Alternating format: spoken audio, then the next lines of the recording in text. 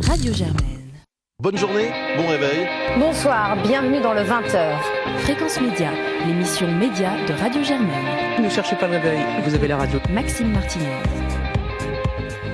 Bonjour à toutes et à tous, bienvenue sur Radio Germaine pour la première de la saison de Fréquence Média. On est très heureux de vous accueillir et aussi très fiers de démarrer cette nouvelle saison avec une nouvelle équipe. À mes côtés pour cette nouvelle saison, Claire Commissaire, Marion Botorel, Mathieu Desmoulins, Julia Benarous et Emma Robin. Bonsoir à tous. Bonsoir Maxime. Et notre premier invité de la saison a un CV long comme le bras après Actuel, Nova, Canal+, Paris Première, France Info entre autres. Il revient sur Europe 1 avec ses Pourquoi dans la matinale de Patrick Cohen, avec Village Média, la quotidienne média de 9h30 à 10h, et avec Ceci dit, les questions aux célébrités à sa manière. Bonjour Philippe Vandel. Bonjour, merci de m'accueillir. Et puis dans la deuxième partie de l'émission, le retour sur fréquence avec le Flash Média de Julia Benarous, mon humeur du mois sur la rentrée télé et avec le choix média d'Emma Robin, et puis les tops et flops de l'équipe. Vous êtes sur la bonne fréquence, Radio Germaine. Fréquence Média. Et l'on démarre tout de suite avec Philippe Vandel qui est notre invité. L'invité de Fréquence Média. Première question, Marion Botorel. Philippe Vandel, bonjour. Rebonjour. Voilà maintenant près de 3 semaines que vous avez fait votre rentrée sur Europe 1. Tout d'abord, est-ce que vous êtes satisfait de votre démarrage là-bas ? On rappelle qu'auparavant vous étiez sur France Info. Est-ce que vous avez hésité avant de quitter cette grande maison ? Ah disons, il y a deux questions en une. Alors d'abord, même si j'étais pas satisfait, je vous le dirais pas, parce que la règle dans les médias, on dit toujours je suis très heureux, même si tu fouettes, mais en vrai je suis très heureux. Mais si c'était pas le cas, je vous l'aurais pas dit. Et deuxièmement, est-ce que j'ai hésité à quitter France Info ? Beaucoup, puisque ça faisait 8 ans que j'étais là-bas, ça se passait hyper bien, et il y a plein de cofacteurs qui ont fait que j'ai quitté Info, notamment parce que je la cite parce que j'ai entendu sa voix. Mettez pas le réveil, vous avez la radio. C'était Fabienne Synthès qui était ma camarade de jeu et avec qui j'adorais faire de la radio, et ça a beaucoup joué le fait qu'elle-même quitte Info pour aller sur Inter. D'accord. Alors Philippe Vandel, lorsque vous avez reçu la proposition d'Europe 1, est-ce que vous en avez discuté avec Thomas Joubert qui occupait ce créneau avant vous avec le grand direct des médias ? Ah, évidemment non, le principe d'une négociation c'est qu'il faut qu'elle soit secrète. Donc on dit jamais rien à personne, j'en ai parlé à strictement personne. Strictement personne. Et après coup ? Après coup, on m'a dit qu'il serait bien de l'avertir, donc je l'avertis. Il m'a envoyé un SMS en me disant « Est-il vrai que tu vas venir ?» Et je lui ai dit « J'en sais rien ». Et il m'a dit « Ça serait élégant que tu me préviennes ». Donc 1 heure avant que ce soit officiel, je l'ai prévenu. Et vous lui avez dit donc juste j'ai dit comme oui, ça, la réponse est oui. Et qu'est-ce qu'il a répondu ? Il a dit merci de m'avoir prévenu. C'est pas très intéressant. Je suis désolé. Quand on pose une question, il faut s'attendre à la réponse. C'est clair et concis au moins. Voilà. Une autre question, d'après les Inrocks, vous êtes le 4e homme le plus podcasté en France. Que vous inspire cette évolution de la consommation de la radio et quel avenir vous voyez au podcast ? Ah, disons, c'est 2 questions en une, parce que quand bien même je serais le 100e, ça changerait rien à mon avis sur le podcast. Moi, je suis un grand consommateur de radio en podcast, le soir, la nuit, et je suis très très flatté d'être le 4e. Surtout sans avoir ma photo sur des culs de bus, sans campagne de promo, sans montrer mes fesses dans Voici, donc je suis très flatté. Ça prouve que le travail paye. Et ce qu'il y a de formidable avec la radio, c'est exactement, et le podcast, c'est que c'est comme une conversation dans le train avec une jolie fille. Quand vous êtes assis dans le train à côté d'une jolie fille, vous voyez plus sa gueule. Donc elle a intérêt à être maline. Et quand vous faites de la radio avec son podcast, il y a intérêt que ce soit intéressant. Parce qu'il n'y a pas l'émission d'avant qui vous porte et tout le barouf. Donc c'est vraiment le juge de paix. C'est comme le sprint par rapport au football. Et donc je suis très content. Et je pense que le podcast, ça va être de plus en plus. Les gens travaillent de plus en plus et on a de moins en moins de temps pour écouter, on a de moins en moins de temps libre. Or, ce qu'on demande, c'est du fond, et le fond demande du temps. Le temps, on l'a le soir. Donc je pense que la consommation en podcast ne va faire que j'allais dire empirer et qu'augmenter. Est-ce que vous regardez quels podcasts ont par exemple plus marché, ont été les plus Non, téléchargés ? je regarde jamais pour 2 raisons. Comme je lis pas les choses qui me concernent, parce que si c'est bien pour moi, je prends le melon. Si c'est mauvais pour moi, j'ai le moral dans les chaussettes. Donc je trace ma route et je regarde pas ce que font les autres. Et par exemple, j'ai un principe, je n'écoute pas les autres émissions. Par exemple, si je reçois un invité et je sais qu'il va passer chez Ruquier le samedi soir, je n'écoute pas exprès pour ne pas remettre mes skis dans les mêmes traces. Et quand bien même on a choisi les mêmes extraits, j'ai appris aujourd'hui que j'ai choisi le même extrait que ce qu'avait fait Yann Moix. J'étais content de l'apprendre. Je me dis tiens, ça prouve que lui aussi il a lu le livre. On n'est pas nombreux dans ces cas-là.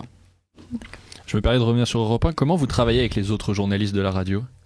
Justement sur Europe 1. Ah bah je travaille pas, chacun est dans son corner. Il y a le service police-justice, il y a le service sport. Nous on est à part parce qu'on est un petit peu, on est dans les, on n'est pas à la rédaction pure et dure, même si j'ai la carte de presse. On est d'autres bureaux, c'est l'émission média. La seule chose que je fais avec pile poil la rédaction, c'est le pourquoi de l'info avec Patrick Cohen, et il apprend le soir ou le matin quel est le pourquoi que j'ai choisi, mais c'est pas davantage que ça. Vous vous définiriez donc comme une sorte d'électron libre à Europe 1 ? Non, c'est pas Électron Libre, c'est l'émission qui veut ça, une émission média. Sonia De Villers qui fait l'émission média sur France Inter, elle travaille pas en direct avec la rédac d'Inter. Elle a une autre émission, mais elle en fait quand même un petit peu partie, ou comme Augustin Trapenard. D'accord. Ok. Et donc Marion. 8 ans de tout et son contraire, et maintenant ceci dit, on se demandait quels sont les entretiens qui vous ont le plus marqué maintenant, après tout ce temps, et pourquoi ? Alors c'est très simple, mais c'est vraiment basique, c'est le premier et le dernier. C'est ceux dont je me souviens, et c'est les premiers quand j'étais scié. Je me souviens très très bien, c'est-à-dire que maintenant, je me souviens quand j'ai été complètement scié, que les gens me fassent des confidences auquel je m'attendais absolument pas. C'est pas la confidence à laquelle je m'attendais pas. C'est ce degré de liberté. Et j'ai vu des gens ressortir de mon interview en disant « Mais qu'est-ce qui m'a pris de te raconter ça ?» Et ça m'est arrivé, mais plein de fois. Je me rappelle de Fanny Ardant qui m'a raconté des trucs incroyables. Je me rappelle de Willy Revelli qui m'a dit « Mais pourquoi je t'ai dit ça ?» Je sais même plus pourquoi je t'ai dit ça. Il m'a raconté qu'il avait un petit sexe et qu'il était prêt à faire de la publicité pour Durex, pour des capotes petite taille. Et en sortant, ça vous fait rire, hein, les filles. Hein. Et il m'a dit, mais pourquoi je t'ai dit ça ? Et j'en sais rien. Je sais pas pourquoi. Comment vous rencontrez vos invités dans une je les atmosphère rencontre pas. Ah non, je les C'est par rencontre pas. téléphone ? Non, ils viennent. Mais par exemple, quelque chose que je fais, c'est que j'aime pas les voir avant. Gildas, il avait une phrase géniale quand on était à Nulle part ailleurs. Il avait 1000 phrases géniales, mais il en avait une que je trouve formidable et que je vous conseille. Il disait, les gars, pas d'émission avant l'émission. Donc je veux pas rencontrer les invités, même si je les connais. Il y en a plein que je connais, il y en a plein qui sont amis, il y en a même qui sont venus dîner à la maison. Quand ils arrivent, on a rendez-vous à 15h. Moi j'arrive à 15h ou 15h01. Mais je veux pas discuter avant. Bim, on y va et ça tourne. Mais on discute pas avant. Et c'est dans quel espace ? C'est un petit studio, un petit peu comme celui d'ici. Il n'y a pas de mise en scène, il n'y a pas de maïeutique particulière. La seule chose qui marche bien dans tout et son contraire, j'aime pas bien me vanter, mais d'abord j'ai beaucoup travaillé avant. C'est-à-dire que pour une interview de 15 minutes, j'ai travaillé entre 3h et 8h. Donc il n'y en a pas beaucoup qui font ça. Deuxièmement, j'ai pas un chaouche ou un stagiaire sous-payé qui me fait des questions. Deuxièmement, on me fait pas de fiche non plus. Je lis toute la doc et tous les articles avec un stabilo. Troisièmement, je lis les livres. Il y a très peu de gens qui font ça. Et ensuite, l'autre chose, c'est que je ne suis pas en direct. Donc, j'ai le droit de suite. Donc, si je pose une question et la personne ne me répond pas, je dis, vous n'avez pas répondu à ma question. Je la remets. Si je dis, vous n'avez pas répondu à ma question, c'était pas ça ma question, c'est celle-ci. Et je la remets jusqu'à ce que la personne réponde. Et ça change vraiment tout. Exercice qu'on ne peut absolument pas faire en direct. Et en même temps, je ne reçois que des gens que j'aime ou dont j'aime le travail. Donc il n'y a jamais de piège, il n'y a jamais de plan sneaky. Et ma règle, c'est que je ne pose jamais aucune question que j'aimerais pas qu'on me pose. Il n'y a jamais de trucs dégueulasses. Il n'y a jamais de trucs sur les enfants, parce que les enfants, c'est très très sensible. Vous verrez, quand vous avez des enfants, les ados, ils écoutent, ils disent « Ah, t'as dit ça sur moi, etc. » Ils se font chambrer dans la cour d'école. Donc je suis extrêmement respectueux, et de la loi, sur la diffamation, etc. Et j'ai une règle, et après j'arrête de parler parce que je suis en train de faire un monologue. La vie privée est privée, la vie publique est publique. D'accord. Un mot pour le dire. Je vais vous donner un nom d'émission, de personnalité, et vous allez devoir me répondre en un mot, un seul. Patrick Cohen. Professionnel. Pourquoi ? Pas, ça fait pourquoi pas, mais c'est un peu naze. Voilà, on n'est pas toujours bon. Hein. Le grand direct des médias. Histoire ancienne, ça fait 2 mots. Le journal du Hard. Histoire en scène, et ça fait du bien. Allez, pour clôturer cette interview, votre choix musical, Philippe Vandel, quel est-il et pourquoi ? C'est Kraftwerk The Model, c'est un de mes groupes préférés. C'est mon groupe préféré avec Led Zeppelin. C'est le groupe allemand, c'est un groupe qui a toute la techno découle de Kraftwerk, c'est les meilleurs sons, c'est le seul groupe que Prince se permettait de sampler, et il se trouve que le générique du Village Média, c'est un montage que j'ai fait moi-même de Kraftwerk. Et là, c'est un de mes morceaux préférés. Je me souviens très bien, j'écoutais ça quand j'étais gamin.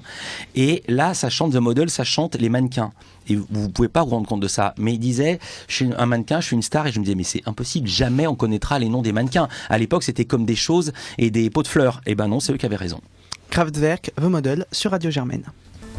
C'était Kraftwerk avec The Model sur Radio Germaine. Tout de suite, retour sur Fréquence.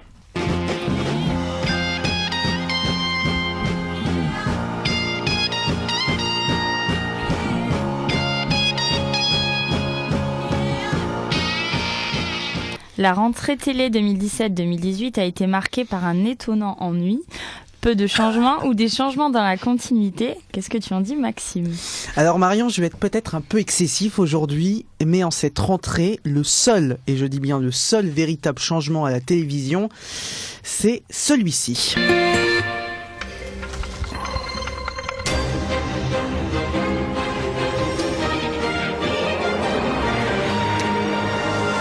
Bonsoir, bienvenue dans le 20h. Anne-Sophie Lapix au journal de 20h de France 2 avec une ligne légèrement plus internationale que précédemment et une audience en hausse sur un an, la greffe a bien pris. Autre changement, aussi sur France 2, Laurent Delahousse qui propose enfin 1h30 de direct tous les dimanches soirs. C'était une de ses volontés depuis très longtemps, lui qui lorgnait sur le 19-20 du dimanche, occupé pendant plus de 18 ans par Michel Drucker, pari réussi. Mais à part ça, soit on ressort des vieux concepts, soit on change dans la continuité. Le taux de nouveauté est très faible cette saison. C'est à vous, saison 9, repris par Anne-Elisabeth Lemoine, ancienne joker d'Anne-Sophie Lapix. Les après-midi de France 2, dans un retour sous un nouveau nom de toute une histoire et de C'est quoi l'amour. TF1 qui propose toujours The Voice, Danse avec les stars, Koh-Lanta, des émissions qui connaissent respectivement leur 12e, 8e et 22e saison. Les chaînes de télévision sont frileuses. En plus, lancer des nouveaux concepts n'est pas forcément un pari gagnant si on regarde les audiences. Exemple, les après-midi de France 2 l'année dernière qui s'étaient gamellés, et juste avant, l'incident industriel de 5 à 7 sur TF1. Du coup, M6 va relancer Pékin Express et Nouvelle Star qui entameront leur 11e et 13e saison. Un véritable vent de nouveautés sur la télévision française. Yves Calvi refait du C dans l'air sur Canal+ après avoir importé le concept sur LCI repris par David Pujadas. Et CNews fait exactement la même chose à la même heure avec Sonia Mabrouk et ses voix de l'info. Mais attention, à trop longtemps garder des marques, des visages et des concepts vieillissants, les dirigeants des chaînes de la TNT risquent peut-être de faire fuir le public. Et pas direction une autre chaîne, puisque toutes les chaînes sont à mettre dans le même sac, mais plutôt direction Internet, et là, l'avenir de la télévision linéaire se poserait peut-être. Philippe Vandel ? Pour la première fois de l'histoire de l'humanité, les ventes de téléviseurs mondiales ont baissé. Je dis ça parce qu'il n'y avait pas de télé du temps des préhistoriques. Mais en tout cas, c'est la première fois. Elles ont tout le temps monté depuis l'invention de la télé, et en 2017, elles ont baissé. Et donc, ce que vous dites est vrai. Merci à toutes et à tous de nous avoir suivis pour cette première de la saison. J'espère que cette nouvelle formule vous a plu. Merci Philippe Vandel d'avoir Merci été à avec vous. nous. Merci à toute l'équipe. Merci. On se retrouve dans 2 semaines. La semaine prochaine, vous retrouvez Scène Parisienne, même heure, même lieu. Et puis vous retrouverez Marion, que vous avez entendu mardi prochain pour la case politique. Après la politique nationale cette semaine, ce sera la politique internationale avec Le Monde de Germaine. Nous, on se retrouve donc dans 2 semaines pour un nouveau numéro de Fréquence Média. Vous avez choisi la bonne fréquence, Radio Germaine.